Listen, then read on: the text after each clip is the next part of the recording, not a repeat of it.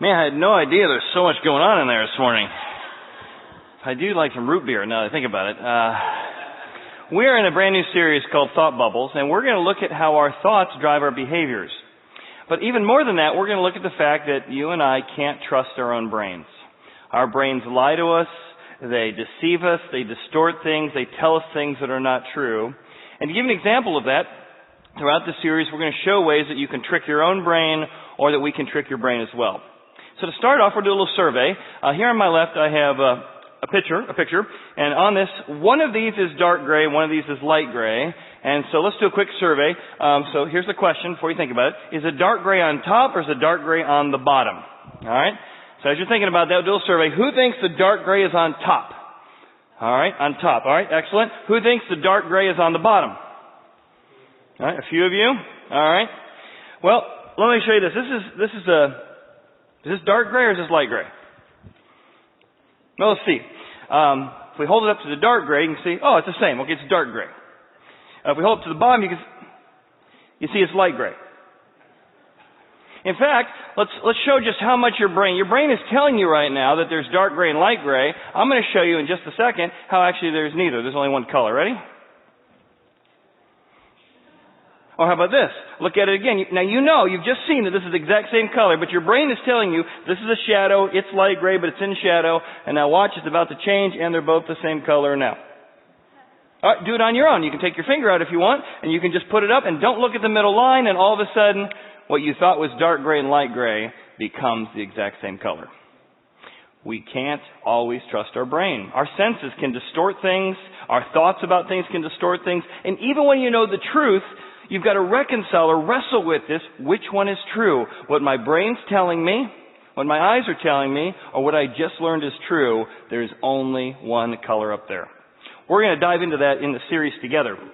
As we do that, imagine now if your brain can lie to you and your eyes can lie to you, think about the implications of having an observation that's not true.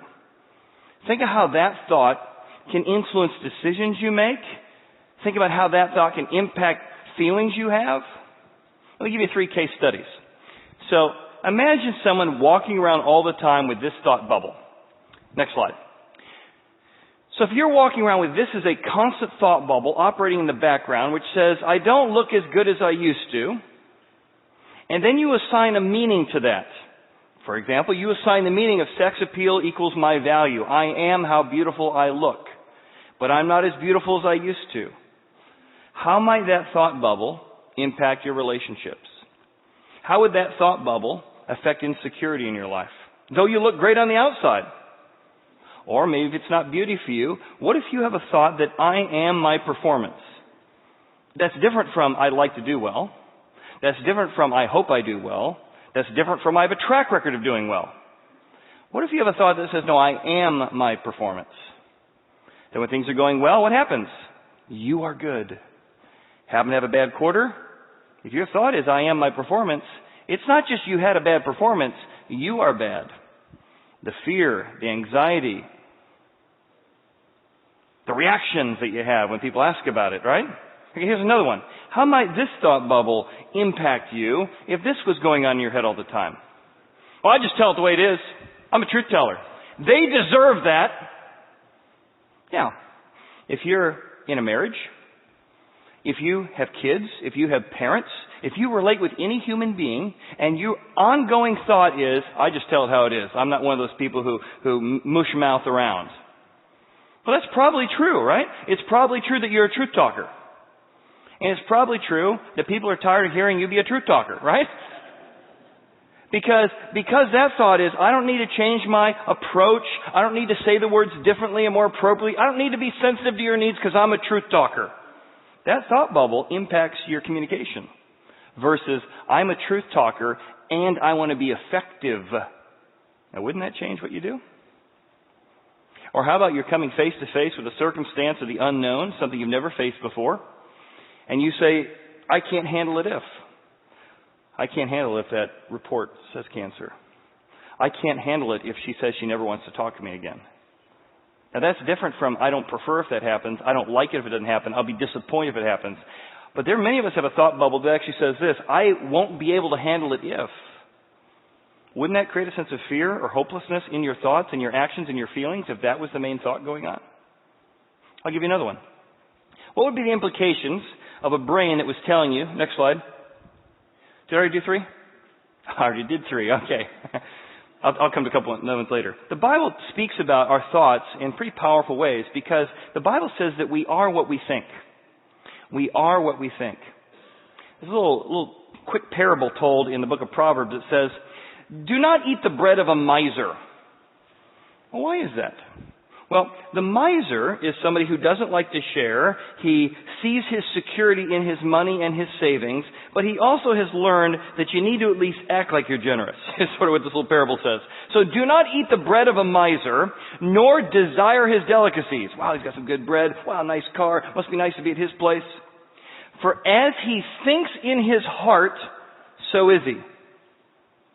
So not how he acts, not how he pretends, but as he thinks, so is he. Because he says, oh, come on in, eat and drink. He says he wants to be hospitable. He says you're invited over. Eat whatever you want. Drink whatever you want, he says to you. But his heart is not with you. So you come into the miser's house, you start eating, and he looks at you with the, is that your second helping?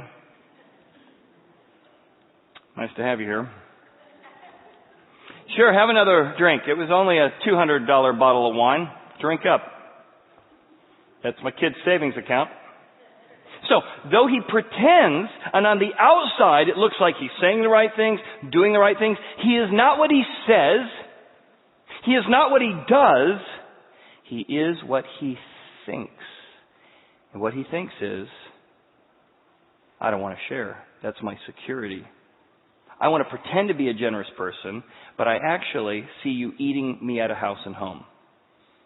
As a man thinks in his heart, so is he.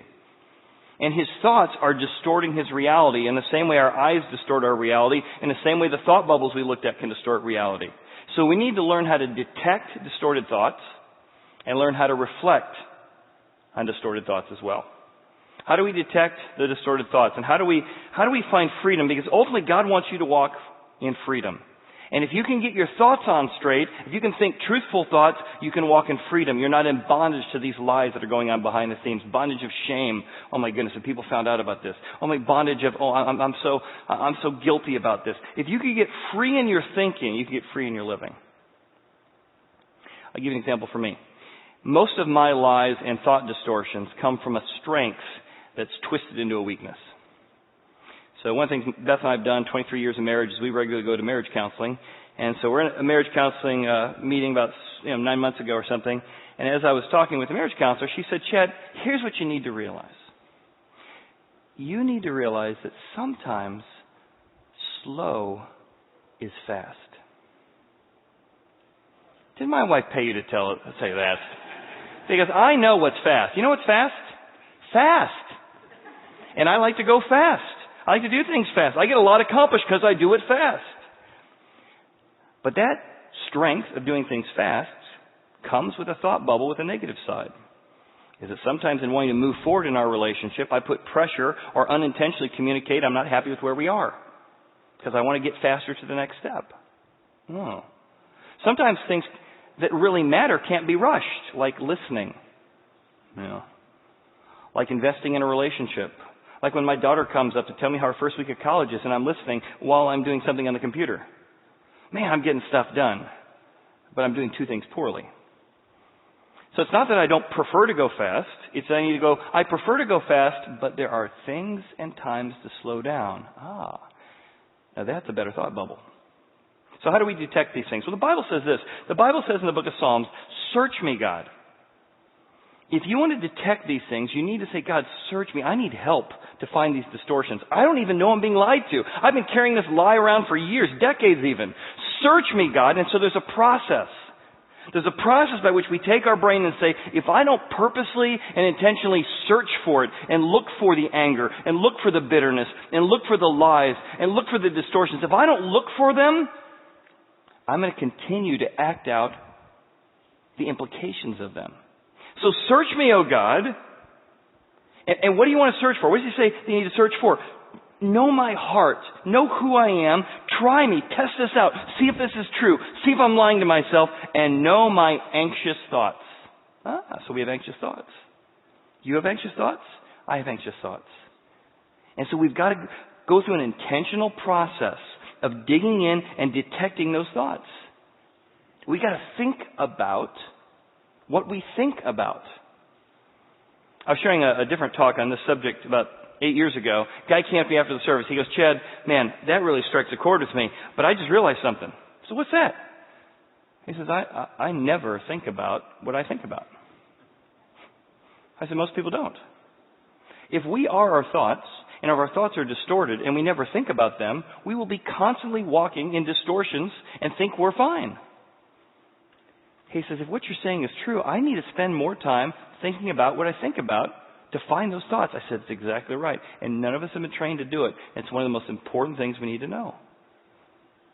I had a guy walked in my office about 7 or 8 years ago. He said, Chad, I got a long-term shame, condemnation. I've had a pornography problem that goes back to age 13. I've tried to break it. Could you help me? I said, well, have you ever thought about what you think about before you engage in pornography? No, I'm just trying to stop pornography. Well, I'm trying to help you with that. And I walked him through what we're going to do in the next 6 weeks, how to reflect, how to capture, how to replace, and how to renew. And so we're going to go through these step by step. And the first step that I taught him is you got to learn how to detect your distorted thoughts and reflect on what they are. And he says, well, what do you mean? I said, like, right before you engage in pornography, is there a thought of, boy, I'm not appreciated around here? I'm going to reward myself for the good job I did? Or maybe since you've been doing it since age 13, you never learned how to deal with disappointment. Pornography was always a go-to way to medicate, to reward yourself, and not have to deal with disappointment or pain or anger. He goes, I never thought about all that. No, you didn't. Because age 13, you, instead of learning the coping mechanism of dealing with disappointment, you sort of found a quick escape mechanism and doped up, literally, your brain with dopamine and serotonin from pornography. He said, I need to start learning how to think about what I think about. Why do we need to detect? Well, if you look at that verse again, it says, as a man thinks in his heart, so is he. Right? So as we think determines who we are. And scientists have discovered that the brain is capable of producing 400 billion actions per second. And when your mind engages your brain, tells it what to focus on or what not to focus on, what happens is literally trees are formed in your brain. These neurons are formed, and like a tree trunk, these trees are formed, and healthy thoughts breed healthy trees. And so literally what you think or focus on, you're forming a forest of beauty, a beauty of optimism and hope and truth. But in the same way, that same trunk, when you overproduce adrenaline, creates a tree that dies. And literally, if you look at it in brain scans, there's dead trees from too much dopamine, from too much serotonin. You're addicted to the next hit. And in that process, what happens is healthy thoughts lead to actually a healthy brain, which leads to healthy feelings and healthy actions. Unhealthy thoughts lead to dead trees, which produce dead feelings, which produce dead actions. So that's why we got to get to the bottom of this. The brain can be trained.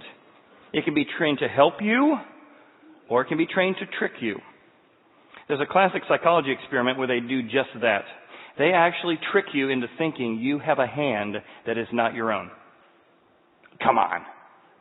Just look at how easy it is to fool and train the brain to be distorted. Let's watch. Hello. One of the big mysteries of human nature is why we enjoy being spectators. It turns out one of the reasons is because when we're watching someone else do something, our brain doesn't think we're watching it. Our brain is convinced we're actually doing it too. Mirror neurons are this really funny category of neuron in which every time I see you smile, my own brain lights up as if I were smiling. Every time I see you jump, shoot a basketball, my own brain lights up as if I were doing it too. It turns out your brain is so good at mirroring the experiences of others, it can even be fooled into drawing sensation from inanimate objects. To show you how that works, Jonah's recreating a classic psychology experiment. The rubber hand illusion is a funny hack of the brain where you can convince people very quickly that this rubber arm is actually their own arm. He's setting up a stand at Venice Beach, where he'll test volunteers to see if they can experience sensations in a hand that's not theirs. Welcome to the rubber hand experience. I want you to put your left hand right here and put your right hand right here. Jonah has participants hide their right hand out of sight behind a divider, Just going to drape this as if it's your real hand. while he places a rubber hand on the table in front of him. Just stare at this hand. Jonah primes participants by brushing both the fake and real hands simultaneously, a process which helps the brain link the feeling to the fake arm. I feel like you're doing that to my hand, but that's not my hand. My hand's over there. That's kind of weird. That's kind of weird. Now that Jonah has linked this volunteer's brain to the new hand, he's got an even bigger surprise for her. That was a little scary. Good fun. Oh my goodness. When you hit that thing, I thought I was going to lose my hand. That was so scary. And it really felt like that was like I could move those fingers if I wanted to. My brain decided that I could feel that. Yeah. And that you hitting that was hitting me. That's so strange how it does that. So the rubber hand experiment. So what this shows is that you can actually train your brain. Now you can train your brain toward things that trick it, or you can train your brain toward things that are true.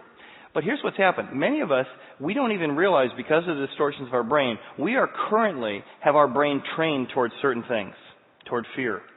We tell ourselves things like, I can't change anymore, I can't adapt anymore to my spouse, I've gone as far as I can. And that thought is so strong that any feedback, any reaction, any conversations that come against that, you immediately reject it because you can't change anymore.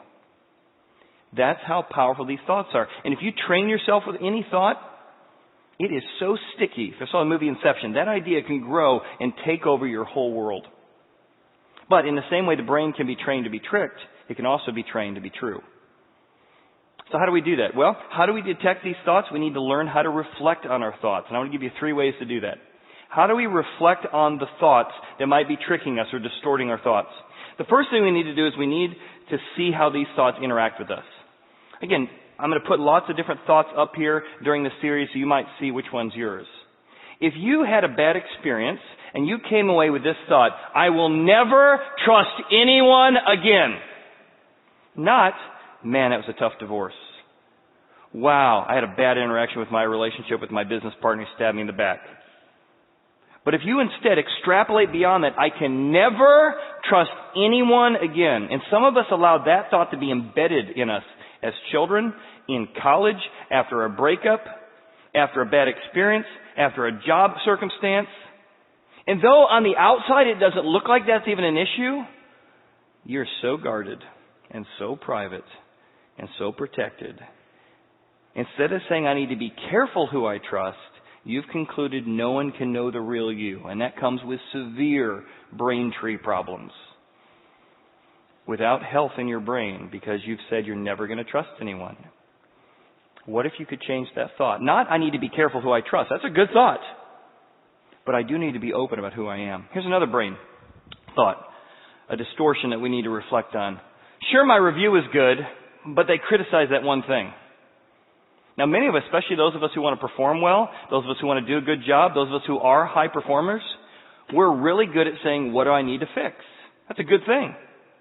But in that strength comes a problem. We never allow the good feedback to be poured into us. We don't reflect on, wow, look at all the great things that were said about me in my review. Look at the great strengths I need to build, strength upon strength. We dismiss encouragement. We dismiss affirmation, things that we need. Our brain needs affirmation and encouragement to operate in a healthy way. But we dismiss all the good stuff and focus just on the bad stuff. And that comes with some benefits. But it also comes with some downside. Here's the relational version of this. Sure, my husband says he loves me, but he has to say that. So you're feeling insecure. You're feeling unappreciated. And so your husband, could be your wife as well, but it says, honey, I love you. You always say that. I'm really insecure about how I'm looking, how I'm aging. Honey, I think you look beautiful. Oh, you always say that. Wasn't that a good thing? To have your spouse say nice things? But if this thought is embedded in you, you can't take a compliment. And if your mind and your body and your soul was designed to need encouragement, you have a thought bubble that immediately dismisses the very fuel by which your brain grows on. That's a huge problem. Which is why we've got to learn how to detect and reflect on these things. So how do you reflect? Number one, we've got to track our triggers. Track our triggers. So, whenever you have a strong negative emotion, if you can track what was the trigger that occurred before that, and more than that, what did I think about the trigger that caused me to feel or react the way I did? And this takes time. But it's worth it to be free. It takes effort, but it's worth it to have better marriages. It's worth it to be better dads. It's worth it to leave legacies to our kids and grandkids because we broke some bondages that our grandparents didn't. Track your triggers. Paul has this great passage in Romans. He says, what I want to do, I do not do. And what I hate, I find myself doing. And I found the process of trying to break these patterns, break these lies, was all in my mind. I needed to, and here's what he says it, do not be conformed to the pattern of the world, the lies, the distortions I picked over time. Do not be conformed by the pattern of the world, but be transformed, be changed, be renewed, fixed, move forward by the renewing of your mind. So first I had to go track. What are my triggers? What are the things I do that I don't want to do? What are the things I told myself I'm not going to do, but I'm not actually doing? What are those triggers? And then, how do I renew my mind and find out what thought I've been conformed to, what lie I've bought and put in there that needs to be transformed to move forward? How do we renew a mind? Well, track your triggers. I talked to a couple guys recently, talking about anger in particular. And I said, well, what's the trigger? Well, the trigger is this fight happens or this disappointment happens or I don't get my way here. That's the trigger. And so I blow up. I said, okay, great. So first of all, let's note what the trigger is. And then let's figure how you react. Now there's a space in between that we need to slow down. Almost like slow motion. Because in the moment it doesn't happen. It's like, something happens, I blow up. So we got to slow down and look at that trigger and say, what do you think about when that trigger occurs? I don't think about anything. You do. It just happens quick. My wife criticizes me. I think about the trigger. She's disrespecting me. Therefore, I blow up. What if you changed that thought and went, my wife's frustrated and needs me to listen right now. I can't think that way. Well, how could you think? Because the way you're currently thinking isn't blessing your life. See, it's not just the trigger. It's how we think about the trigger. Because some things you can't control. You cannot control people and circumstances, I'm sorry to say. You can manage it, manipulate it for a while, but you cannot control people and circumstances. But you can get back in control. But you can control what you think about people and circumstances. So it's not just tracking your trigger, it's tracking what you think about your trigger. So we're going to a couple recently, and I said, when he talks, you assume he's talking down to you, and you assume that that's an inappropriate way to talk instead of saying maybe he just feels really strongly about this and I need to listen in. Wouldn't that change your reaction? Yeah, but it's not true. Let's try it. Let's try and track the triggers and your thoughts about the triggers. Now, if you're not able to do that, here's another technique. So the first one is tracking your triggers. The second one is if you can't track your triggers, sometimes you can backtrack your reactions. Backtrack your reactions. What do I mean by that? Remember that passage says, as a man thinks in his heart, so is he. So if you can't start with what I'm thinking, start with the so is he. What are your reactions? Start noticing in a given day, a given week, a given month, your strong negative emotions. Oh my goodness, I was really angry today. I was very worried about that. I was really fearful when that happened. I could feel incredible anxiety after that meeting. So when you catch those so is-y moments, you go, wow, why did I have such strong emotions here? And make a note of that. Really, literally write it down. In the same way you might untangle or problem solve a business issue, in the same way that you might go and fix an issue around the house, say, I'm going to figure this out. I'm going to engage the puzzle side of me and say, I got to solve this thing. Write out strong negative emotions. And then backtrack, what happened that got me there? More than that, what was I thinking about that got me there? I have a friend of mine who says it this way. He says, whenever you get hysterical, it's almost always historical. Whenever you get hysterical, whatever your version of hysterical is, high fear, high anxiety, high guilt, high anger, it's almost always a historic lie that's been deposited into you, which came with some good things and some bad things.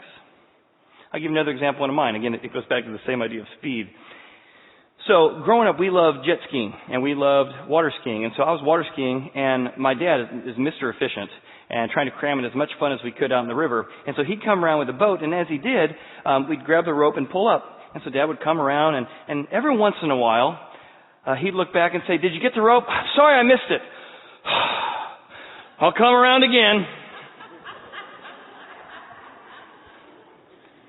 And so we learned, don't miss the rope. Now, it wasn't angry. It was simply that. But man, it was clear you don't miss the rope. It is inconvenient. It is inappropriate to waste time when you're having fun. Now, what's funny is I now take my kids out jet skiing all the time, and I'm telling you, it is historical. And I've been learning to catch myself the last 5 years on this. So I'll come around with the jet ski, not the boat, pulling around, kids on the wakeboards or on the knee board. "Hey, the rope's right next to you." "All right, great." "Oh, sorry, Dad, I missed it." I'm about to sigh. Don't sigh. Don't sigh. And I've got to catch my thoughts. Here's my thoughts. We're not in a hurry here, Chad. Relax. There's no big deal driving around and picking them up again. Feels like a big deal. It does. Why? Because I think I have to go fast. Why have to go fast? Because Dad told me I had to go fast. Why? I don't know. And I'm telling you, that is whenever I see why am I getting so impatient about the jet ski? Because there's a thought back there, and it's a historic thought I've got to wrestle with. So that I don't have my kids, "Tell them we're going to have fun right now. We're going to get Disney. We're going to fit in 100 different things in the next hour and a half." I actually like that idea. But I want to free them from the thinking that I've inherited as well. So, how do you backtrack? And here's why it's so important to learn how to track your triggers and backtrack your reactions. Your brain can take historic things you learned from your scars, things you learned from your parents, things you learned from bad experiences, and it can make things appear in reality and in the present that aren't even there. Fear gets imported from the past into this circumstance because you're talking about money.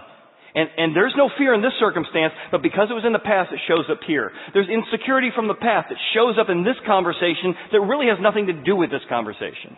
And if we don't learn to backtrack, we're going to not be free because we're seeing things that aren't even there. Let me show you again how the brain can see stuff that doesn't even exist. Let's watch. Let's start with this illusion. Stare at the X in the middle of the image. Do you see the green dot moving around in a circle? Now try to follow that green dot with your eyes. Nothing there, right?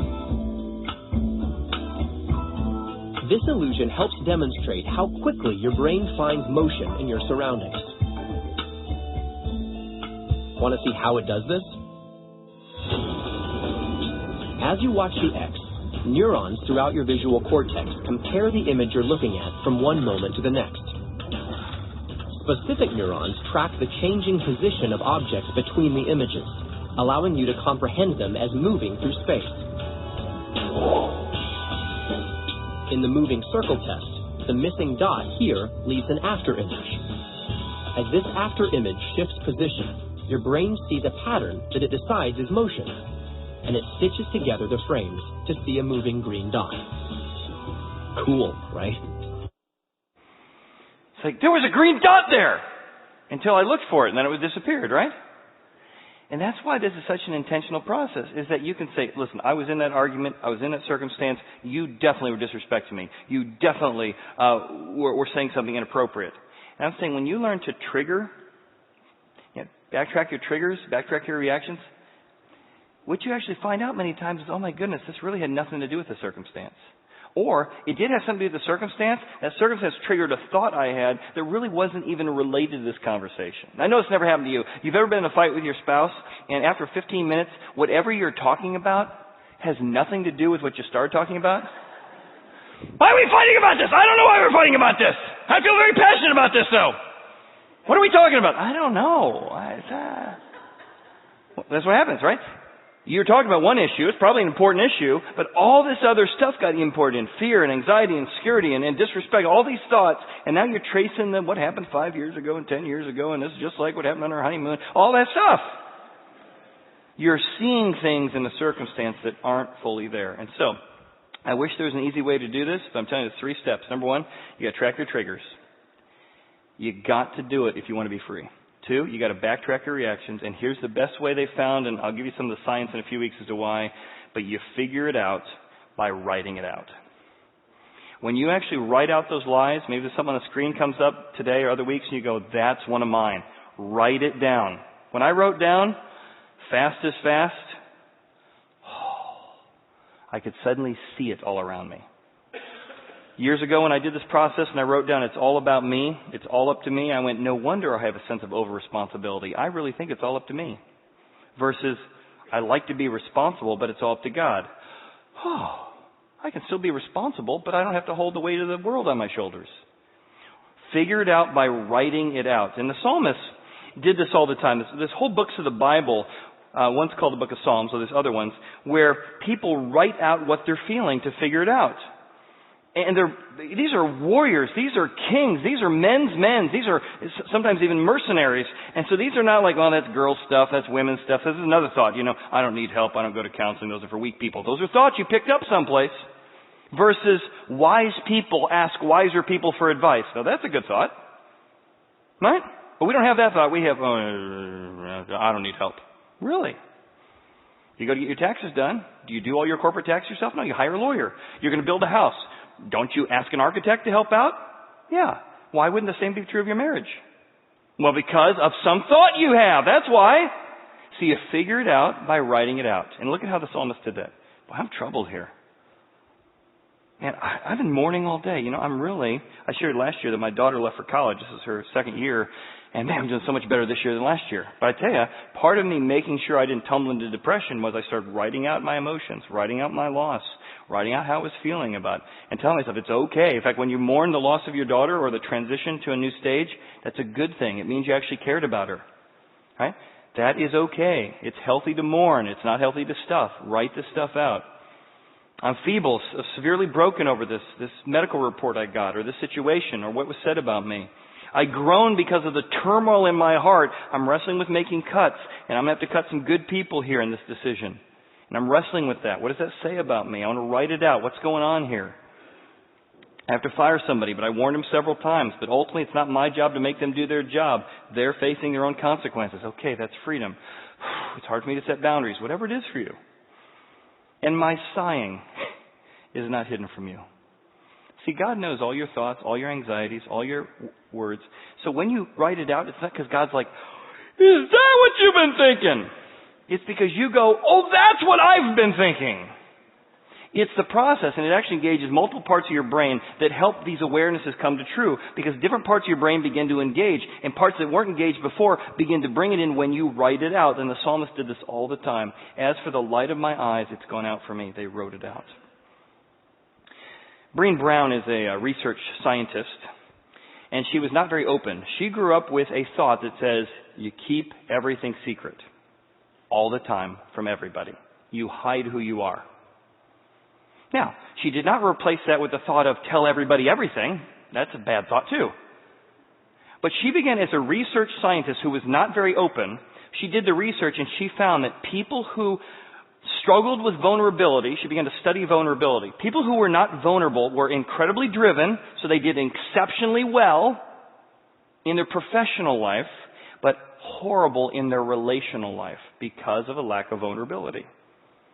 They weren't opening up in their marriages, which caused all kinds of relationship problems. They weren't connecting with their kids, which were causing all kinds of problems. And so she, as a don't want to be vulnerable person, but a scientist, said, geez, the evidence says I'm supposed to be vulnerable.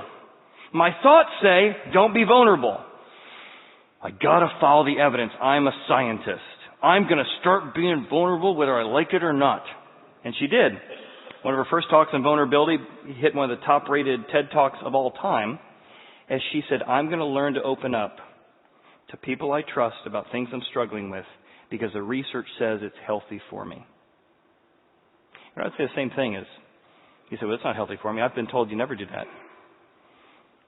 But see what happens is when you open up about a secret, the whole time you said nobody would understand, nobody feels this way, nobody's ever felt this way, nobody's ever dealt with this, nobody could be my friend if they knew about this. That's the lie. That's the thought. And when you do open up with somebody you can trust, I'm saying with everybody, with somebody you can trust, and they say, man, how can I help? Immediately fear begins to dissipate. Anxiety begins to dissipate. Fear begins to go down. Oh my goodness, somebody now knows and they still are willing to be my friend. They're still willing to walk with me, though I'm struggling with pornography, or whether I'm struggling with this issue, or whether my kids are rebelling right now and I'm supposed to be the perfect family. You share with somebody you can trust, oh my goodness, the freedom that starts coming into your life. You haven't even solved it yet, but you've taken away all the background noise that was added to the issue. So here's my challenge for us over the next 5 weeks. As you came in today, and if you didn't, you can grab one on the way out, we passed out some stress balls that look like brains. So go ahead and grab your brain for a second. I would like you to, don't leave your brain at the door today. I'd like you to take this with you. And I'd like you to place this somewhere for the next month, but specifically the last week. And I'd like you to track your thoughts for a week. So maybe that's putting it right next to your mirror. So when you get ready for bed at night, maybe that's putting it on your dashboard or down on your ashtray. I want you to place it someplace where every time you see it, you pause. So maybe it's before you come in the door to work, while you're waiting for the kids to pick up for school, look down the brain and go, I got to track my thoughts. What are some of my triggers today? See that brain and go, okay, what are some of the reactions I've had today that weren't necessarily the most positive? How can I backtrack those? Pull out your phone. What were some of those thoughts? What might have been thinking? Begin a discipline and a practice and make this the trigger to remind you to just for 1 week start to track your thoughts, track your reactions, figure it out by writing it out. And as you came in today, we put a Post-it note with our logo for the new series in your program. If that's a better trigger for you, because I don't want no stress ball on my desk, I'm not going to do that. We give you a Post-it note. And on that Post-it note, I want you either to write out this one verse, this one proverb we've had, as a man thinks in his heart, so is he. And again, it's talking about a miser in the story. You can make it as a woman thinks in his heart, so is she. Whichever one. The proverb's the same. And use that as your trigger. Put that on your dashboard. So every time you look at your speedometer and realize you're speeding, you can also go, I need to track my thoughts. Because as a man thinks in his heart, so is he. I need to figure this out. I don't want to keep struggling with the things I've been struggling with. I don't want to keep doing the things I've always done. You can find freedom, and God wants you to find freedom. You can't change all people and circumstances, not most of them. But what you can do is change how you think about people and circumstances. And it begins with step 1, reflect. You got to track your thoughts and find at least one thought you want to be free from, one area you want to be more free in, and write it down. If you discover one of them, write it down. Say, that's the thought I'm working on. That's the thought I'm going to reflect on. And we'll talk about how to capture it, how to replace it, and how to renew that in the next couple of weeks. But you can find freedom through your thinking. Freedom from habits, freedom from lies, freedom from patterns, freedom from distortions. You've been picked up and you've done 50 hours, 100 hours of psychological counseling. It hasn't helped. This will help. Spiritually, biologically, and emotionally, you can rewire and retrack your brain by tracking your thoughts. And you can find thoughts that don't lead to bondage, but track the kind of thoughts that lead to freedom. Well, that's what we want. We want all of us to experience more freedom in our life. And we hope that this very practical process will help you as you juggle your thoughts and you think about your thoughts. Find the fear, find the lies, find those distortions, and let's leave to our relationships, leave to our kids, leave legacies of people who are freer because of it. That's our goal. By the way, when we put the series together 4 months ago, we also wrote a version of it for children and for students. So know all of your kids and teenagers today are going through a similar process. So if you want to talk about this material over the next 5 weeks, they're learning about it as well. What does it mean to reflect? What does it mean to look through this process? So use this as family discussion as well as we go through this process together. Thanks for being here. If you came prepared to give, there's some offering boxes on the way out. If you're new to the church, we'd love to say hi. Third door on your left is the hearth room. We'll see you next week, and don't leave your brains at the door. Thanks again.